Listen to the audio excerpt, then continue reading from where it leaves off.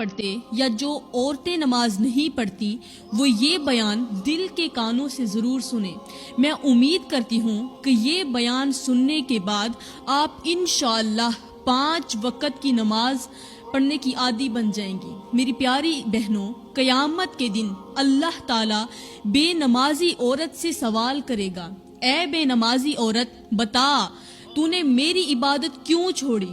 نماز کیوں نہیں پڑھتی تھی؟ سجدوں کی صورت میں میری شکر گزاری کیوں نہیں کرتی تھی؟ وہ عورت کانپتے ہوئے جواب دے گی، یا اللہ میں مجبور تھی۔ اللہ فرمائے گا، تیری کون سی مجبوری تھی؟ وہ عورت کہے گی کہ یا اللہ میرے بچے چھوٹے چھوٹے تھے، ان کی دیکھ بھال کرنی پڑتی تھی، گھر کے کام کاج ختم ہی نہیں ہوتے تھے، کچن سنبھالنا پڑتا تھا اور ہر وقت شوہر کی خدمت میں مصروف رہتی تھی۔ بس ان کاموں کی وجہ سے وقت ہی نہیں ملتا تھا کہ میں تیرے حضور جھک سکوں۔ عورت کا یہ بہانہ سن کر اللہ تعالیٰ غضبناک ہو کر فرمائے گا، فرشتوں جاؤ مسلمانوں کے خلیفہ حضرت عمر کی بیوی کو لے کر آؤ۔ وہ میری نیک بندی جو دنیا میں مصروفیات کے باوجود بھی میری عبادت کرتی تھی، جس کا شوہر 24 لاکھ مربع میل کا شہنشاہ تھا، اتنے بڑے بادشاہ کی خدمت کرنے کے باوجود بھی وہ میری عبادت کے لیے وقت نکالا کرتی تھی۔ اللہ کا یہ حکم سنتے ہی فرشتے جلدی سے جنت کے باغوں میں جائیں گے، جہاں حضرت عمر کی زوجہ محترمہ سجدے میں سر رکھے اللہ کی حمد و ثنا کر رہی ہوگی،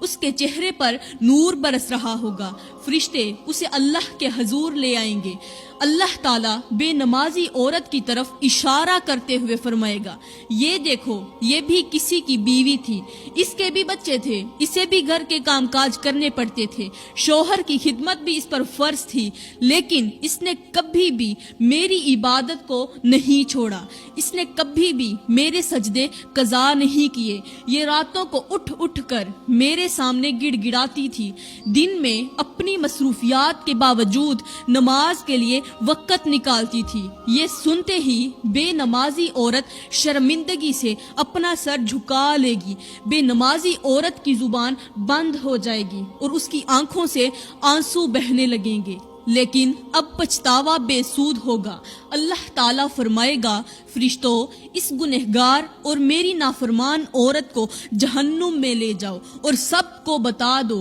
کہ میرے حکم کو بہانے سے ٹالنے والوں کا انجام یہی ہوتا ہے۔ فرشتے جب اس بے نمازی عورت کو گھسیٹتے ہوئے جہنم کی طرف لے جانے لگیں گے تو وہ عورت تکلیف کے مارے تڑپ اٹھے گی، اس کی چیخیں فضا کو ہلا دیں گی اور وہ درد بھری آواز میں کہے گی، مجھ پر رحم کرو، میں کمزور ہوں، میں یہ عذاب برداشت نہیں کر سکتی، مجھے چھوڑ دو، خدا کے واسطے مجھے معاف کر دو۔ وہ ہاتھ جوڑ کر کہے گی، روتے ہوئے کہے گی، یا اللہ مجھے ایک موقع دے دے،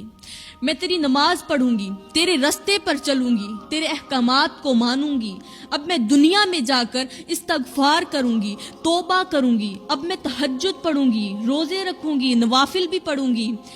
میں تیری عبادت کرتی رہوں گی، دن ہے تو تیری عبادت میں گزرے گا، رات تو تیری عبادت میں گزرے گی، میں ہر وقت تیری حمد و ثنا بیان کروں گی، تیرے نبی کی ذات پر درود پاک پڑھوں گی، میں تجھ سے بخشش کی دعا طلب کروں گی، میں اپنے بچوں کو چھوڑ دوں گی، دنیا کو چھوڑ دوں گی، دنیا کی پرواہ بھی نہیں کروں گی، شوہر کی خدمت بھی کروں گی، لیکن تیری